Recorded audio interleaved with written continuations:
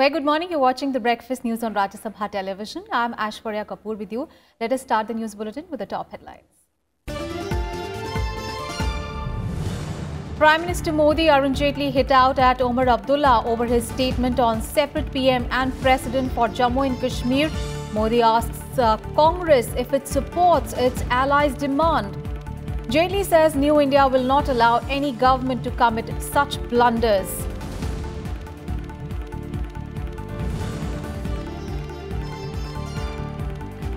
Prime Minister Modi to kick off NDA's election campaign in Bihar, PM to address rallies in Jammu and Gaya, public meetings in Kalahandi in Odisha.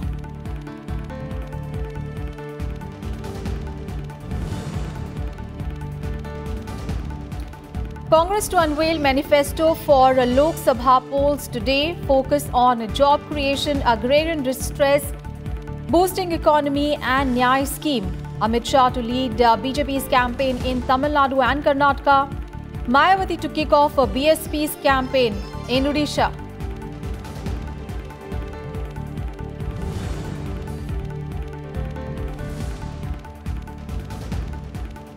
Fourth phase nominations for Lok Sabha polls start today. Polling on 29th of April to cover 71 constituencies in 9 states. Dimple Yadav, Giriraj Singh, Babul Supriyo, Munmun Sen and Sri Prakash Jaiswal among candidates. In Odisha, nominations for fourth and final phase of elections for 42 assembly segments start.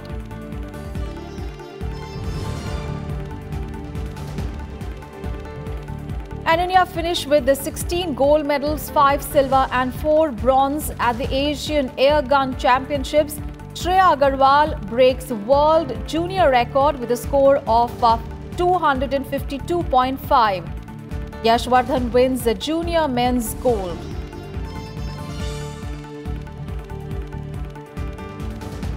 First up, let's get you all the news related to elections.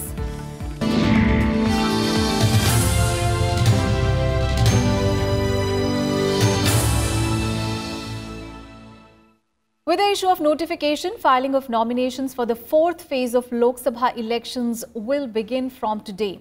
In the fourth phase, polling will take place in 71 constituencies across 9 states on 29th of April.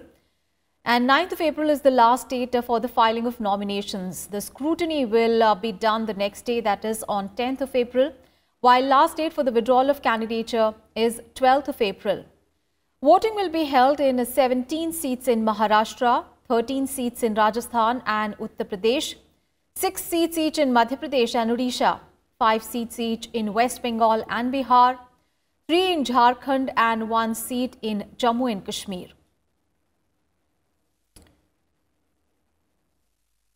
And the prominent faces in this phase are Samajwadi Party candidate Dimple Yadav, former Union Minister Sri Prakash Jaiswal from Kanpur, from West Bengal's Asansol seat, TMC candidate Munmun Sen to contest against BJP's Babul Supriyo, while BJP's Giriraj Singh will be contesting from Bihar's Begusarai. Remember, the elections will start from 11th of April and continue till 19th of May in 7 phases, and the counting of votes will be held on 23rd of May. Meanwhile, in Odisha as well, fourth and final phase nominations will begin for 42 assembly segments, and the polling will take place on 29th of April. Prime Minister Narendra Modi has criticized the National Conference leader Omar Abdullah's pitch for a separate Prime Minister for Jammu and Kashmir. Addressing a poll rally in Telangana, Prime Minister Modi demanded to know from the Congress and the Grand Alliance parties if they supported Omar Abdullah's comments. Congress के साथी party की ये मांग आपको मंजूर है? हिंदुस्तान में किसी को भी मंजूर है? वो कहते हैं हम घड़ी की सुई पीछे ले जाएंगे और 1953 के पहले की स्थिति पैदा करेंगे और हिंदुस्तान में 2 प्रधानमंत्री होंगे, कश्मीर का प्रधानमंत्री अलग होगा। मैं जरा जानना चाहता हूं। जवाब कांग्रेस को देना पड़ेगा, महागठबंधन के सभी पार्टनरों को जवाब देना पड़ेगा, इस चुनाव में उनको जवाब देना पड़ेगा। क्या कारण है कि उनका साथी दल इस प्रकार की बात बोलने की हिम्मत कर रहा है? And earlier addressing a public meet at Bandipora in North Kashmir, the National Conference leader Omar Abdullah had mentioned about Jammu and Kashmir having a separate Prime Minister and President years ago and whether it needed to be restored to protect the state's identity. हमने अपनी पहचान को बनाए रखने के लिए आईन में कुछ चीजें दर्ज कराई। हमने कहा हमारी पहचान अपनी होगी, हमारा आईन अपना होगा, हमारा झंडा अपना होगा। हमने उस वक्त अपना सदर रियासत और वजीर आजम भी रखा था जो उन्होंने काटा, इंशाल्लाह उसको भी हम वापस ले आएंगे। And Union Finance Minister and senior BJP leader Arun Jaitley also hit out at National Conference President for his statement demanding the revival of the post of a Wazir-e-Azam and Sardar-e-Riyasat. Jaitley in a Facebook blog, Ek Desh Mein Do Vidhan Do Pradhan said that demanding the revival of the post of Wazir-e-Azam and Sardar-e-Riyasat is only intended to create a separatist psyche. He added that little do these people realize how much they are hurting the country as their own people. In a veiled attack on the PDP and the National Conference, Arun Jaitley said the two mainstream parties in Jammu and Kashmir are increasingly losing their identity. The separatists and the terrorists want a part of the state to segregate from India. India will never accept this. It has already given a loud and clear message both to the separatists and terrorists and Pakistan that Azadi is not a distant possibility. It is an impossibility. He also said that the statements of the two parties that the constitutional link between the state and the country is based on the solemn assurance of Article 35A were unacceptable. Earlier in the day, Abdullah said that his party National Conference would not allow any attacks on Jammu and Kashmir's special status and would seek the restoration of the terms of accessions of the state, including the provision for Sardar-e-Riyasat, that is President, and Wazir-e-Azam, that is Prime Minister. Our fight is against separatists and terrorists. Let this message be loud and clear to all. Kashmir is and will remain an integral part of India. Azadi is not a distant dream. It is an impossibility. And therefore, the mainstream parties will have to decide that they have to work for a greater integration or they have to create a separatist psyche of the people by statements of this kind. And Prime Minister Narendra Modi will launch NDA's poll campaign in Bihar today. Prime Minister Narendra Modi will hold rallies in Jammu and Gaya Lok Sabha seats, both of which go to polls in the first phase on 11th of April. In Gaya, Prime Minister Modi will share the stage with the Bihar Chief Minister Nitish Kumar, Union Minister Ram Vilas Paswan and Deputy Chief Minister Sushil Kumar Modi, among others. However, BJP is not contesting either of these two seats. In Jammu, LJP leader Chirag Paswan is seeking a re-election, while JDU's Vijay Kumar Manjhi is contesting from Gaya. Prime Minister Modi will also lead NDA's campaign in Odisha. He will address a public meeting at Bhawanipatna, the district headquarters town of Kalahandi in western Odisha. Kalahandi is among the 4 Lok Sabha seats where the first phase of polling will be held on 11th of April. And remember also that Odisha will witness the simultaneous Lok Sabha and Assembly elections in the state. And our colleague Akhilesh Suman is now joining us live from Patna. Akhilesh, a very good morning. Prime Minister Modi is going to hold 2 rallies in Bihar today.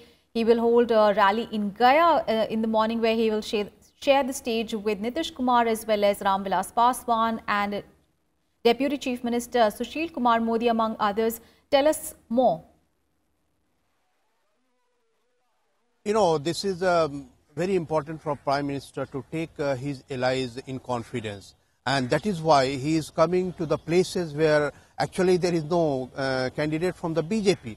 Though there is one candidate from Aurangabad that is given to BJP, it is adjoining Gaya. But other seats they look like Gaya, Jahanabad, Nalanda, even Jamui, Nawada. These all seats are to the allies, and Gaya and Nawada has been sitting seat of BJP. So I think it is very important for BJP to instill confidence among the allies, and also to convey message to the people that even though the BJP candidate has been removed from there and those seats have been given to the allies, you need to vote for BJP. And that is what he wants to convey the message, that these seats are not neglected by BJP, not neglected by the union government or Prime Minister Narendra Modi, but it has just been given in the share. And this is very important, as far as because in Bihar, there is very stiff challenge from Gathbandhan that is called Mahagathbandhan, and many of the allies of Mahagathbandhan also are very strong in those areas. And these are also the areas where Naxal movement has been very strong. So in that way, it is very important for Prime Minister that he should go there, and that is why he is going there to convey to the message to this area that was considered earlier the central Bihar of erstwhile Bihar, Jharkhand when it was united. But now you can consider it is southern part of existing Bihar, and that is very big agrarian zone. That is also, Naxal prone area. This is also known for people struggle, different caste conflicts, and also class conflicts. So in that way, I think Prime Minister has chosen deliberately to visit those areas so that he can instill confidence in the workers there, and also to the people of that area that yes, Prime Minister is taking care of this, region. Right. Thank you so much, Akhilesh, for all those updates there from Bihar. Of course, these are the two seats which BJP it's not contesting, but its NDA allies are. An election campaign is intensifying ahead of Lok Sabha polls. The BJP chief Amit Shah will campaign in Tamil Nadu today. He will address rallies at Thoothukudi as well as Sivaganga and Coimbatore. He will also hold a roadshow in Bengaluru. Meanwhile, Bahujan Samaj Party chief Mayawati will also kick off her party's campaign in Odisha today. Now, she is slated to address a public meeting in Bhubaneswar.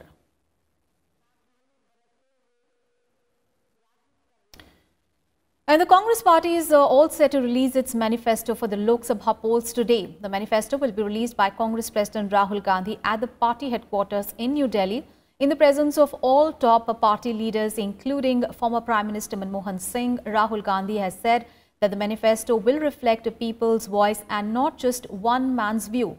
He also said that the manifesto will lay major thrust on job creation, addressing farm distress and strengthening the education and health sectors. The Congress manifesto will also chart a roadmap to boost economic growth. The manifesto is also expected to detail the minimum income guarantee or Nyay scheme that the Congress President Rahul Gandhi announced during campaigning. Rahul Gandhi stated that the Congress manifesto is the result of extensive nationwide consultations and will be a very powerful document aimed at redressing key challenges facing the nation. Headed by P. Chidambaram, the Congress's Manifesto Committee had held consultations across the country with the people from different sections to seek their views.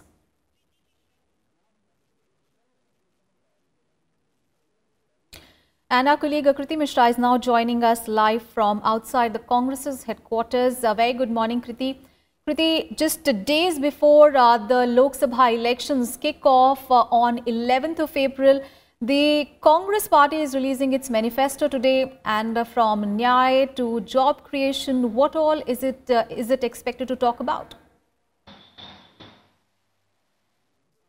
Well, Aishwarya, within a couple of hours, the Congress party will release its manifesto. Party stalwarts are expected to be present here at the party headquarters at Akbar Road in the national capital. Now, let's talk about the specific. Remember, the Congress party has been preparing this manifesto for over a year, making 20 subcommittees, crowdfunding the ideas. And of course, the fulcrum is expected to be the Nyay scheme, that is annual assistance of 72,000 rupees to 20% poorest family. The slogan, of course, is going to be Garib Parivar 72,000. And the Congress President Rahul Gandhi has also promised job creation. He has also said that the Congress party, if voted to power, will initiate a process to fill the vacancies, around 22 lakh in government jobs. He's also said that devolution of funds from centre would depend on filling up of these vacancies. Talking to the business community, the Congress President has also promised that if Congress is voted to power, there would be abolition of angel tax. Now let's talk about the conjectures and speculations. Now it is expected that the Congress party may also announce right to health care.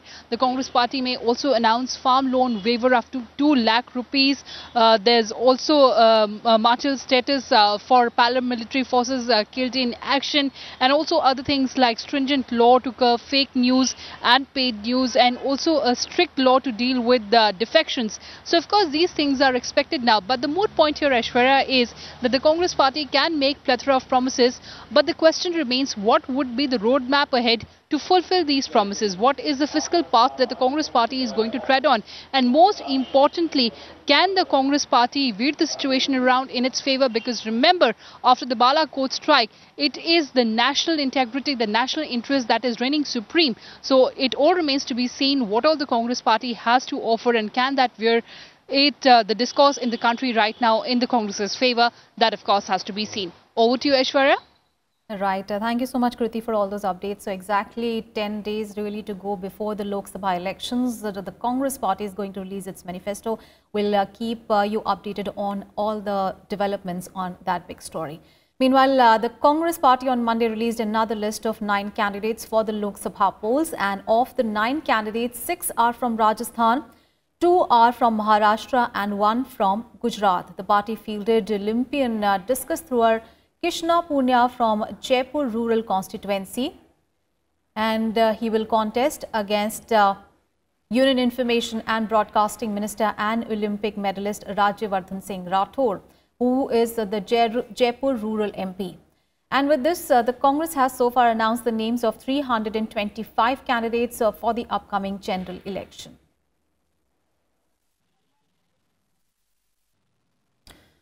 Prime Minister Narendra Modi on Monday addressed a rally in Rajamundry city of Andhra Pradesh. Addressing the gathering, Prime Minister Modi said that his government had not increased taxes in the last 5 years, but that has not slackened the pace of development. He also listed out the various projects in Andhra Pradesh. The Prime Minister also accused Andhra Pradesh Chief Minister N. Chandrababu Naidu of indulging in corruption in various projects. आपका ये चौकीदार आंध्र और देश के हर युवा सामान्य से सामान्य व्यक्ति को आगे बढ़ाने के लिए हर प्रकार के अवसर देने में जुटा हुआ है। पहली बार सामान्य वर्ग के गरीबों को 10% का आरक्षण हमारे ही सरकार ने दिया है। इससे राजसमंद के आंध्र प्रदेश के सामान्य वर्ग के गरीब परिवारों को लाभ तय हुआ है। आरक्षण का ये लाभ किसी और का आरक्षण छीने बिना, समाज में कोई तनाव पैदा किए बिना, जाति को जाति से लड़ाए बिना, सबको साथ रख करके इतना बड़ा फैसला हमारी सरकार ने किया है। Prime Minister Modi also held a public meeting at Secunderabad in Telangana.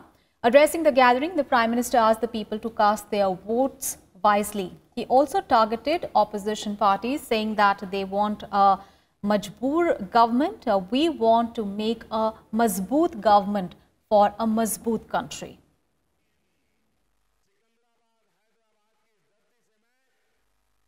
And Congress President Rahul Gandhi on Monday said that the money proposed under the Nyay scheme would be deposited in the bank accounts of the women members of the family. Addressing a rally in poll-bound Telangana, Rahul Gandhi said that the scheme would jumpstart India's economy and empower the country's women. Rahul Gandhi also promised improved health care for the poor by increasing health expenditure to about 3% of the GDP and increasing the number of healthcare professionals. He also promised to raise the education budget to 6% of the GDP if his party was elected to power.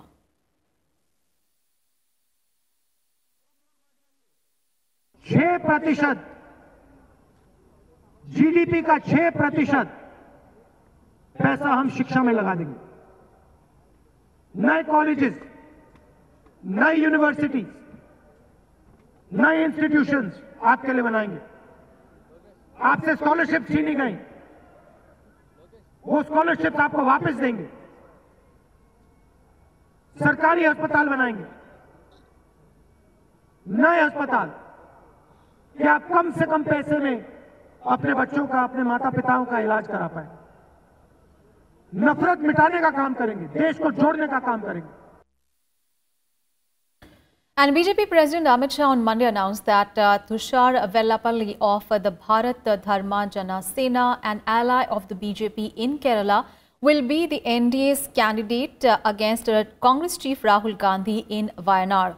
In a Twitter message, Amit Shah added that Vellapalli is a vibrant and dynamic youth leader, and he represents BJP's commitment towards development and social justice. The Congress party had on Sunday said that Rahul Gandhi will contest from the Kerala seat besides his family pocket borough of Amethi.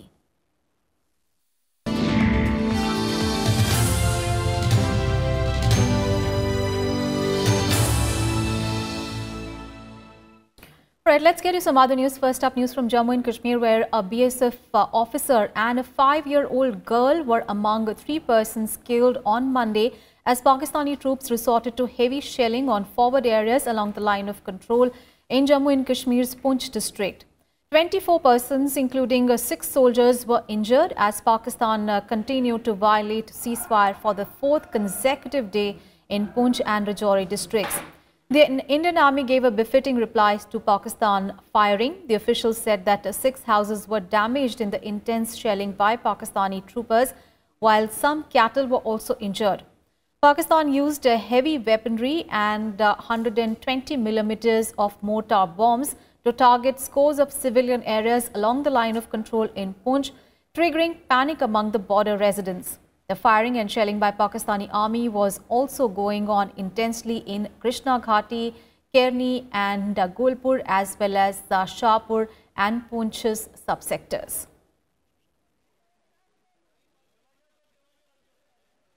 And the centre on Monday extended the disturbed area tag under AFSPA for 3 districts of Arunachal Pradesh for 6 more months, while withdrawing it partly from state's 3 other districts bordering Assam.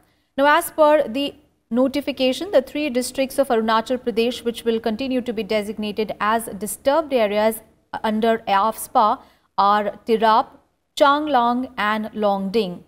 And the designation which allows the imposition of AFSPA will also continue for the 4 police station areas of the state's 3 other districts bordering Assam.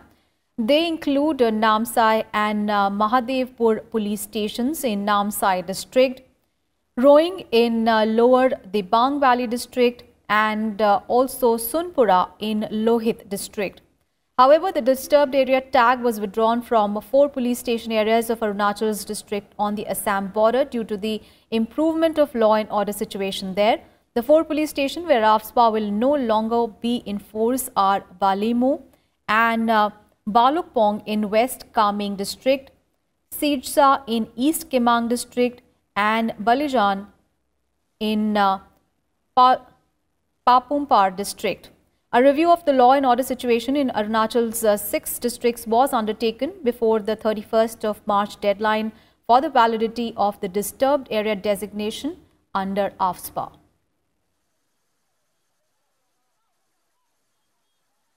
On to some other news, President Ramnath Kovind discussed wide-ranging issues of mutual interest with his Chilean counterpart during his 3-nation visit.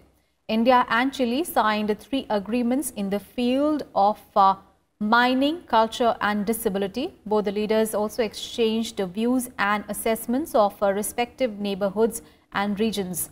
The 2 countries have also agreed to work together to strengthen global response to defeat and destroy terrorism in all its forms and manifestations and hold those responsible accountable for their brutality against humanity. The 2 countries also agreed to explore opportunities for cooperation in the defense sector as well. The president also invited Chilean companies to invest in Indian mining infrastructure, defense and food processing sectors under Make in India, Smart Cities and Digital India programs. President Ramnath Kovind also welcomed Chile's decision to allow visa-free entry to the Indian nationals holding a valid US visa, saying that the step would promote both cultural and business ties between the two countries. All the international news now. The British Parliament failed yet again on Monday to break the Brexit impasse. The British MPs held a second round of indicative votes to try to figure out an alternative plan for the UK's exit from the European Union. The votes were intended to reveal what type of Brexit plan could secure a majority in Parliament. But nothing won for the second time. The Commons voted on 4 motions for leaving the European Union, including a customs union and a Norway-style arrangement keeping the UK in the single market, but none gained a majority. The votes were not legally binding, so the government would not have been forced to adopt the proposals. The plan Theresa May negotiated with the EU has been now rejected 3 times. May now has until 12th of April to either seek a longer extension from the EU to take a different course or decide to leave the European Union without a deal. Now, she will meet her cabinet this morning to discuss what to do next.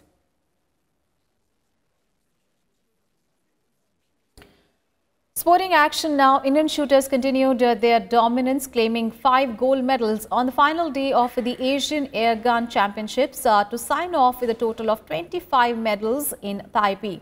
On the last day of the competition, Yash Vardhan and Shreya Agarwal bagged 3 gold medals each. Yash finished on the top in 10 meters air rifle men's junior event. He clinched the yellow medal in the team competition with his partners.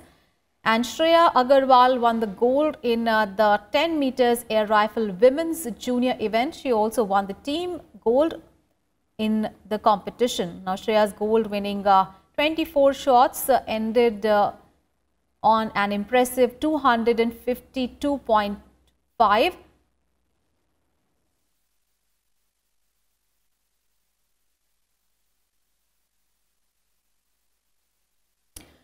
And with that, we wrap up this edition of Breakfast News. Thanks for watching. Have a great day ahead.